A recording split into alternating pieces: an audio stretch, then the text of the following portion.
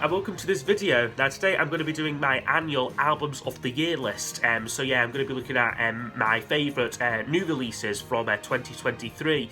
So usually when I do these videos I kind of like have enough to kind of scramble together like a top 10. However, this year has actually been quite a good year in music, like for myself anyway. I bought a total of 17 new albums, so I've got enough here to do a top 15 list, so that's what I'll be doing, plus a couple of bubbling unders like as well.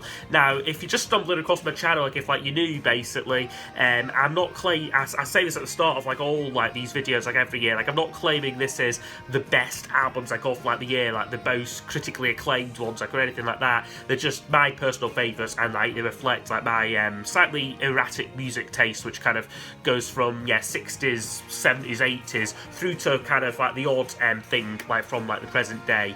So yeah, we'll just get going with like the list. So yeah, got a couple of bubbling unders. So these are essentially albums that came out which I either had some anticipation for, some excitement for, but were just a bit of a letdown for me, unfortunately. Well, the first one I say had anticipation for. This first one was actually a bit of like a blind buy, which I guess teaches me a bit of a lesson. It's by Peter Brewis. Now he's one of half of the Field Music like brothers, who are a great band, really fantastic music like they make together, and I do quite like some of like their solo stuff, like from like what I've heard. And this record, I was just flicking through and I seen it and I was like, I've not seen that before. And then it came out, it came out this year, but it didn't do anything for me, this album. It's quite electronic and a bit messy, this record here, and I just ultimately don't really need it like in like my collection. So that was a bit of a blind buy gone wrong there, like sort of like that one. Okay, next one on my kind of bubbling unders before we get into the top 15 will certainly raise a couple of eyebrows. It is the new one by The Church, The Hypnagogue. Now this one actually, like my good friend Vinyl Collector James had as his favourite album of the year, but for me, I'm gonna say I just couldn't get into this album. I tried and I tried and I tried, but nothing really stuck with it for me. I just think it's quite a boring record. It's quite a long album, and I mean it's decent while it's on, but there's just nothing memorable on here. And even then, when I say decent when it's on, but it just feels. Yeah, it's just a bit boring for me personally, you know, like it just doesn't really capture my imagination at all, to be honest. So The Church, disappointing one there for me, yeah. So that one is also in the bubbling unders. And then also in amongst like this as well is a couple of records which I was which I streamed this year and was kind of had some like anticipation for. So I'll mention here the Pretenders album, Relentless, which again I said I kind of had a fair bit of anticipation for this because I really liked their last album, Hate for Sale, and they'd also done a really good performance at Glastonbury. They got Johnny Marr out and it was fantastic, you know. So I was really looking forward to this album coming out. However, it's just a bit of a boring album for me, you know. There's very few memorable songs on it, and rather than sounding relentless, they just sound tired and bored like on this album. So yeah, it's one I didn't even bother to pick up because I just knew I wouldn't really buy it. And then the other one was the Bluebells in the 21st Century. Now the Bluebells are a kind of Scottish kind of indie pop band. This is only like their third album, so they've been around since the mid 80s, and then they kind of split up. I think they then did an album maybe in the 90s, and then this is their kind of they're sort of and then this is a bit of like a comeback album for them. For me, this whole record really gives the vibe of kind of old men reminiscing about old times and like their past. So there's a lot of self-referential songs on here and songs like about their kind of growing up. So there's tracks like I think like Anyone Could Be a Buzzcock, kind of talks about their love of punk music, and then you've got a track called The Ballad of the Bells, which is essentially the story like of like the band like themselves. So it's just a little bit too self-referential and a bit too nostalgic for my liking. And to be honest with you, the singer's voice hasn't really aged all that well, unfortunately. So yeah, the Bluebells in the 21st Century was also one which I didn't bother to pick up either. So anyway, we'll just get into the list proper now, my top 15. So we'll start with number 15. Past the foreign land, I did my best, you understand. Okay, so at number 15 we have got Teenage Fan Club and Nothing Lasts Forever, which is, this is the second album they've made since, I think it was Gerard Love left the band, who Teenage Fan Club, they had three main songwriters, and one of them left, I think Gerard Love, they've then in quite quick succession actually made made two albums. So they've done Endless Arcade, I think, in 2021, and then this one come along this year. And this is decent, it's quite a subdued affair, quite age-appropriate, because they're all now, well into their 50s, so it's certainly a adult, contemporary sounding album, this one here. Some good tracks on here. Foreign Land is one of my favourites, quite a catchy song, and then I also like Self-Sedation, which is a very McCartney-esque, track. Great melody, I call that one. But in general, a lot of the tracks do start to sound the same on here, and it does become a little bit forgettable for me. So that's a Teenage Fan Club at number 15.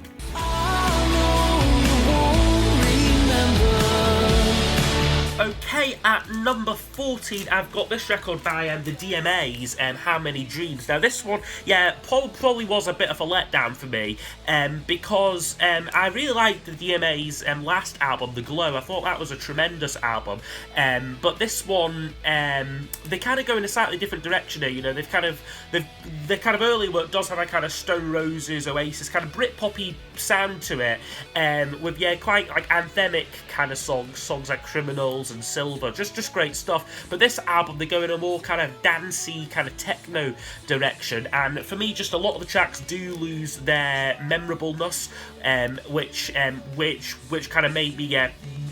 made me pay attention to them a couple of years ago.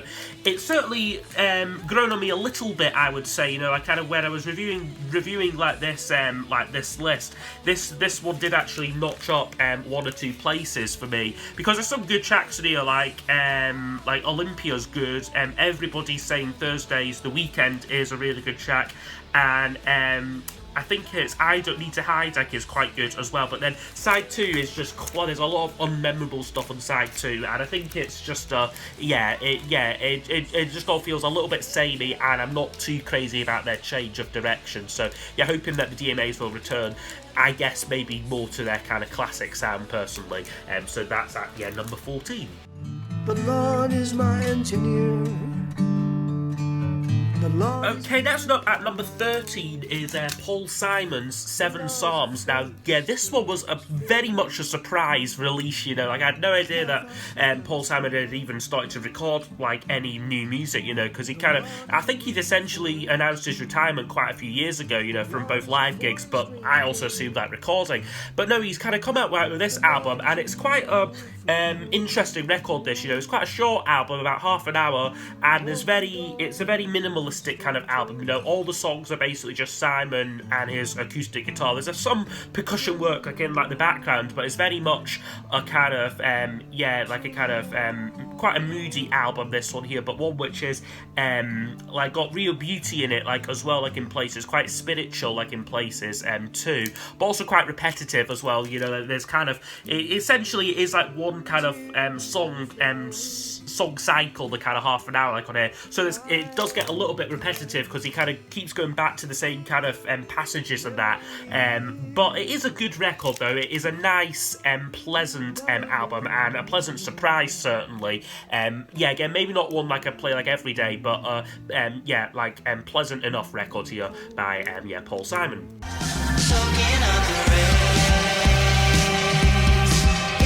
Okay, next up is a newer band who are called Temples. This is their fourth album called Exotico. Now, this one, Temples I first came across with their debut album, Sun Structures, which is brilliant. They're a bit of a psychedelic revival band. They remind me a lot of the Byrds, I would say, is their key influence. They've certainly earlier works do have this chiming Rickenbacker sound in it, and it's just great. Filtered through a psychedelic it's not like Edge like as well. But this record, and they kind of did, and that was a great record. They then did 2 other albums which I didn't bother to buy, just because I was never too crazy about them. But this one came out, and I heard a lot of good things about it, so I thought that I would pick it up. And this is a decent record. It represents a bit of a change in direction for them. It was produced by Sean Ono Lennon, actually, which I think his style, because he does his own music, Sean Lennon, and it's got a kind of certain style to it, very kind of big, kind of psychedelic sounds, quite Tame Impala kind of style, like that band. And his production really fits Temple's sound.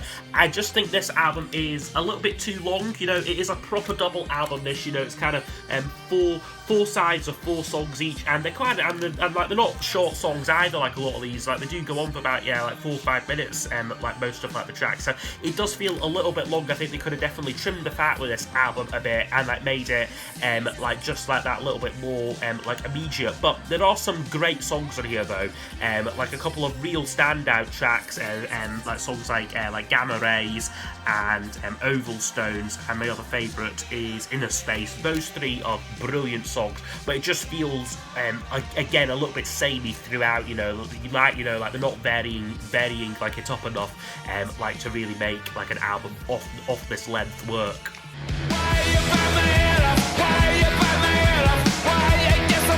Okay, next up, just missing out a place in my top 10 is going to the Rolling Stones album and Hackney Diamonds. So, this is not a record I was particularly excited or kind of, excised about, kind of thinking, oh yeah, I'm really looking forward to the new Stones album. Because, I'll be honest, I'm not a massive fan of the Stones. I like their kind of 60s stuff and kind of early 70s stuff. I've not really delved much into them beyond like their kind of sort of classic albums. But this one came out and I thought that I would give it a listen, and I was pleasantly surprised. I actually rather liked this album. It's got a kind of they've still got a real kick to them, like real kind of vibrancy on like the 2 kind of opening tracks, Angry and Get Closer, really great. Then you've got a kind of slower ballad, Depending on You. Again, the slower ballads I'm maybe not so keen on, but then you've got brilliant tracks there like later on, on the album, Bite My Head Off, which is this very kind of punky song with Paul McCartney guesting on bass, who does a fantastic job. And then another favourite is Driving Me Too Hard, which has a real 60s kind of feel to it as well. So it's a record which I feel that I shouldn't like, because it is a kind of I guess the criticism it comes in for is it is pretty much Rolling Stones by numbers. If you got a kind of AI machine to kind of give you a Rolling Stones album, it would probably sound something like this. But I do like it though, and I just can't help whenever I put it on, I actually do really enjoy this album. So Rolling Stones Hackney Diamonds comes in at number 11.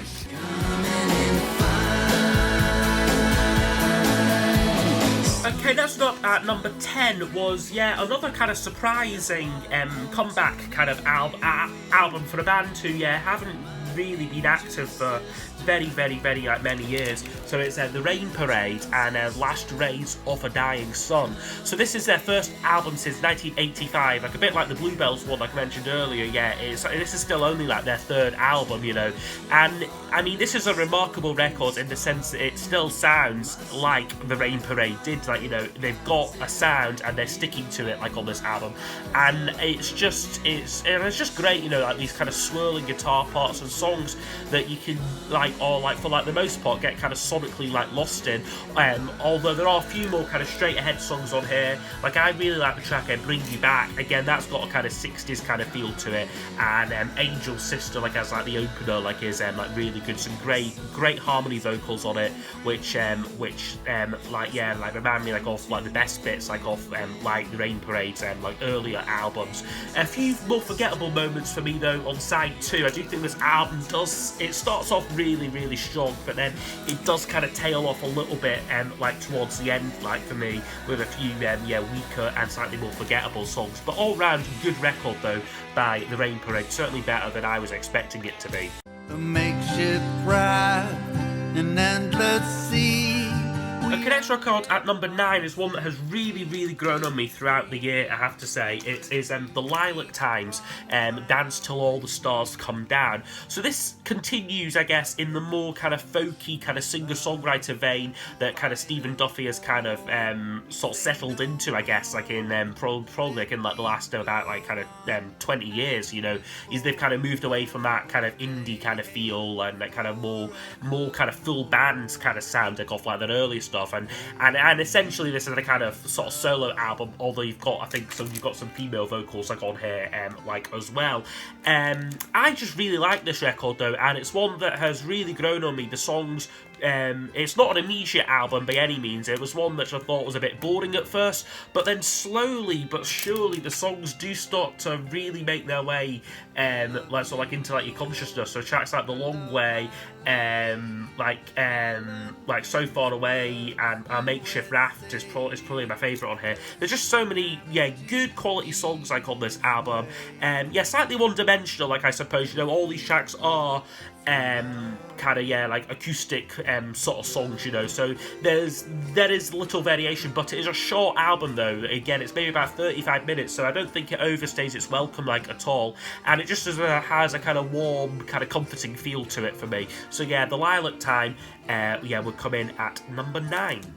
It was done. The dotted on the eyes for one. Okay, next up for me at number 8 is by the new Choreographers, and this is continued as a guest. So this is the Canadian supergroups. Gosh, I'm not sure what number album this is, maybe like their 10th or 11th album possibly. I mean, they've been going quite a few years now, and this kind of represents a bit of a sideward step for them, you know. They're kind of known for very big kind of pop songs, like very quite ELO, quite a bit bombastic, a bit in your face, but really great melodies and kind of slightly quirky lyrics to them like a lot of the time. But this album represents, as I said, a bit of a sideward step, a lot more mellow this album, a lot more subtle as well, like I would say. You've got some, like really nice like instrumentation on it, some great saxophone work on it, which again, it's a kind of new texture for them, and I think it like really works. The songs are memorable for the most part. Highlights include Really Light, Last and Beautiful, Bottle Episodes, and the brilliant closer Wish Automatic Suite, which is just a great track, kind of 6-minute epic like to end like the album on. So yeah, it definitely feels more of a mature album for there. Definitely loses a bit of their like identity though, like I would say, which is probably why it's not a little bit higher, but it is an interesting sideward step for them. So yeah, continue as a guest there at number 8.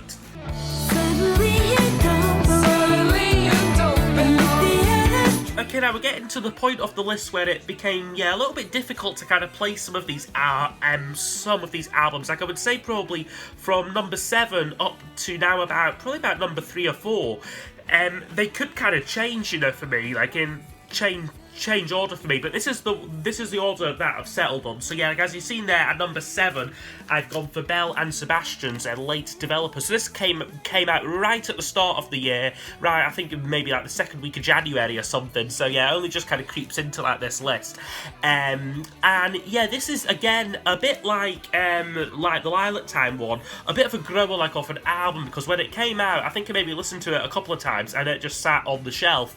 But just as I've been kind of preparing for this video, it's one that has really grown on me like a lot. I think there's a lot of variety like on this album in terms of style, like there's more melancholic songs, things like Will I Tell You a Secret, and like what are the ones I think, like Do You Follow, I think is a like more slower one, and when the cynics stare back from the wall, like is a very nice like little like acoustic number, to more kind of like out and out pop songs, things like things like Give a Little Time, and I Don't Know What You See in Me, like has this kind of synth pop feel to it, with more kind of and then you've then also got kind of rockers on here like as well, like So in the Moment like is a great Stevie Jackson number. So yeah, great record here from Belle and Sebastian, possibly even stronger like I'd say than the album from last year, A Bit of Previous, which is really great. So yeah, they've kind of followed up really quickly. I think these songs are all from the same session, so it would have made a really I was gonna say would have made like an interesting double album that, but certainly yeah, like these certainly aren't just the offcuts from that, like, you know, or like if they are, it just goes to show you how good quality like Belle and Sebastian's like music is. So yeah, so yeah, Late Developers here would come in at number 7. Now the sun don't even come up. The clouds just Okay, next up for me at number 6 is going to an artist, 10 Tones, his album Dancing Alone here. So this one I have to give credit again to Vinyl Collection James. Second time he's got mentioned like in like this video for introducing me to 10 Tones. So he's a British kind of songwriter called Ethan Barnett. His name is. He's actually the brother of George Ezra, which is a little bit interesting, but kind of different musical style like altogether. A lot more kind of indie rock kind of feel to this. A lot of the tracks in here remind me a bit of Johnny Marr's solo stuff, you know, like we've kind of got a similar feel to them, but also kind of, yeah, Sam Fender as well. Like if like you like Sam Fender, like you'll definitely like 10 Tones here.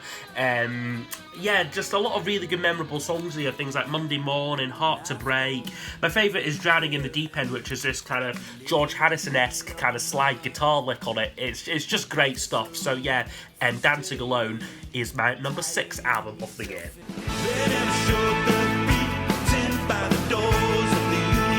Okay, next one up now at number 5 on my list. I have to give another shout out, like to someone who kind of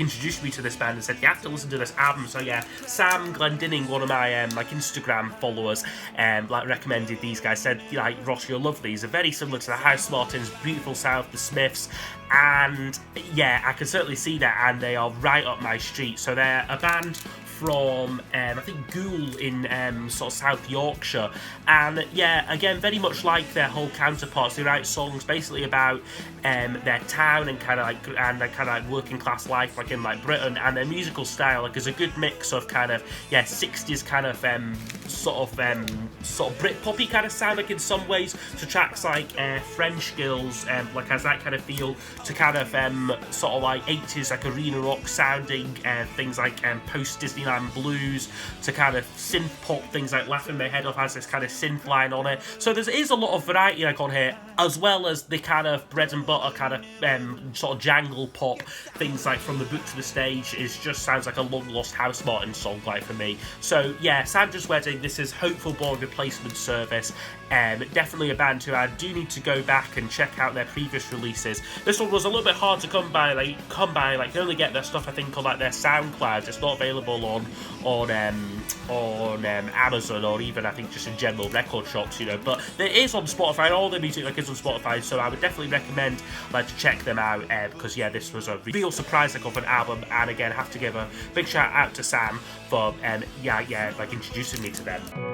we sing on pain and the untrained heart, the cherubim fly. Okay, next up now at number 4, we have got Lloyd Cole's album On Pain. So yeah, this is another great record from Lloyd Cole in terms of it kind of continues, I guess, the kind of electronic-y vibe like of the last album from 2019, Guesswork, which is kind of, it's combining kind of electronics and kind of Lloyd's kind of classic songwriting. This record feels a little bit more thought out, I guess, than I guess than Guesswork. Like, you know, the first side of this is absolutely flawless for me, you know. On Pain, the title track, is one of my favourite Lloyd Cole songs. I think that's a glorious song. Warm by the Fire, yeah, very upbeat, very poppy song. I Can Hear Everything as a kind of like experimental feel to it, and then The Idiot is this kind of great narrative track inspired by David Bowie and Iggy Pop's time in like Berlin. I mean, there's a couple of lesser moments for me like on the second side, things like This Can't Be Happening and More of What You Are. Wolves as a closer I'm not a massive fan of, unfortunately, but for the strength of the first side, I like kind of had to put this relatively high like on my list. So yeah, Lloyd Cole's On Pain comes in at number 4. Oh, I struggle, remembering your face, I wake up. Okay, that's not now at number 3. I'm going for the Lathams, and this is their second album, From Nothing to a Little Bit More. Now, this one, I think I've got kind of mixed feelings about this album, like in some ways, because I guess my kind of initial thought was, well, it's a little bit like of a letdown, like, you know, it didn't quite wow me, I guess, as much as their debut. But I suppose it's because I kind of know what to expect now with them.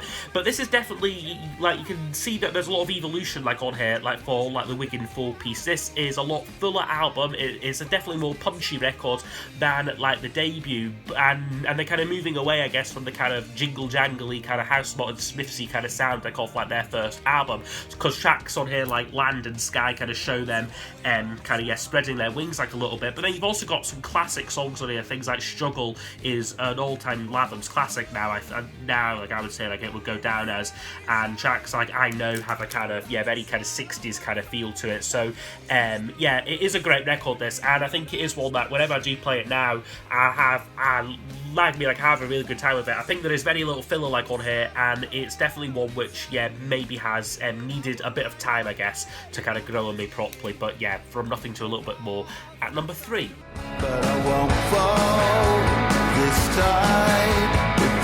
Okay, next up now at number 2, I have got Blur's and The Ballad of Darren here. So this one is, yeah, another comeback album, you know, the first Blur album, I think, since 2015 here.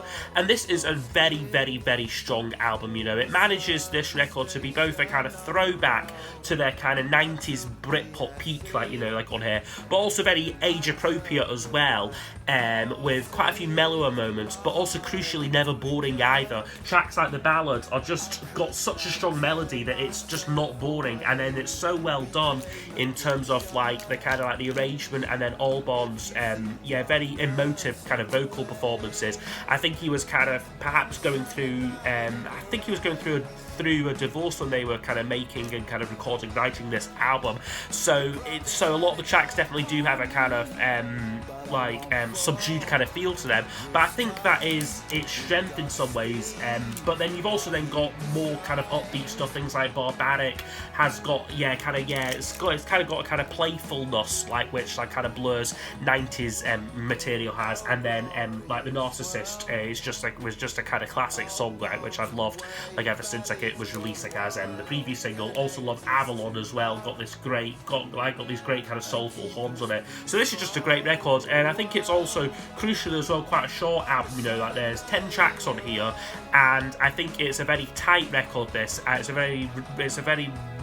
very like rewarding listen. Certainly worthy, like, of, like, a lot of kind of repeat listens, because I guess with some of Blur's later albums, or kind of mid-period albums, they did become quite long. Like, you know, they were kind of filling out the full kind of sort of 60 minutes, like, off, like, a CD. But this one here, it's kind of, don't think it even scrapes 40 minutes, and it is all the better for it, you know. So yeah, The Battle of Darren here, yeah, comes in at number 2.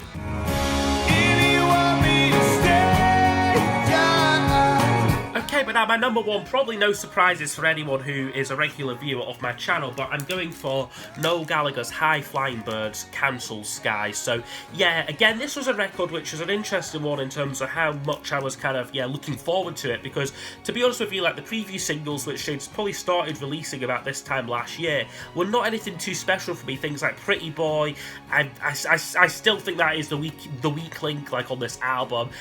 Things like Easy Now, again, is a great song, but is quite safe for Noel Gallagher, you know, very Oasis-y kind of sounding song. So those two kind of was like, oh, this is just going to be a kind of average record, but there's so many brilliant songs, like, on here, like, which he kind of, yeah, didn't release, like, as kind of previous singles, and what made this all the better, you know, like, when I first heard it, was like, oh wow, this is actually a really, really great record. The opener, like, I'm Not Giving Up Tonight, is one of my favourite High Flying Bird songs. It's got this kind of, yeah, this kind of George Harrison kind of feel to it, very kind of, a little bit, I don't say like Indian feel to it, but it's got this kind of, yeah, mystical kind of edge to it, which I just really love. I love Open the Door, See What You Find has got this gorgeous string arrangement on it, and these great kind of, yeah, Beach Boysy kind of 60s vocals on there. Love Is a Rich Man is another personal favourite. It's great kind of Northern Soul stomper. There She Goes, not There She Goes, like There She Blows, as a kind of like, yeah, again, just a real kind of swampy kind of rock feel to it. And I'll be honest with you as well, that like the title track Council Skies has also really grown on me. Like, I remember like when I did like my review, I think I said it kind of sounded a bit like Noel Gallagher by AI, and I suppose it does, but the string arrangement on it is just gorgeous, and the strings throughout this album are just brilliant, and what makes this record really sparkle, I think, like, is like the awesome string arrangements on it. I think it's Noel Gallagher returning to his kind of classic songwriting style, arguably a kind of style he's not really done since his solo debut album, but I think he's kind of a lot more mature like as a songwriter now, like certainly compared to then, and compared to like his Oasis days, definitely. So he's able to kind of like approach these songs with a lot of experience of kind of doing kind of different kind of like sort of songs and like sort of different styles, and I think he just makes a great record here. Probably my, like I'd say now, like my favourite like Hi-Fi Birds album here. So Noel Gallagher, Council Skies, comes in at number 1. So that's me come to the end of this video, my top 15 albums from 2023. So yes, I hope you have enjoyed the video. I would be really interested to know like what some of your favourite albums were from 2023 down below in the comments. And I'll see you all next time for the next video. Goodbye.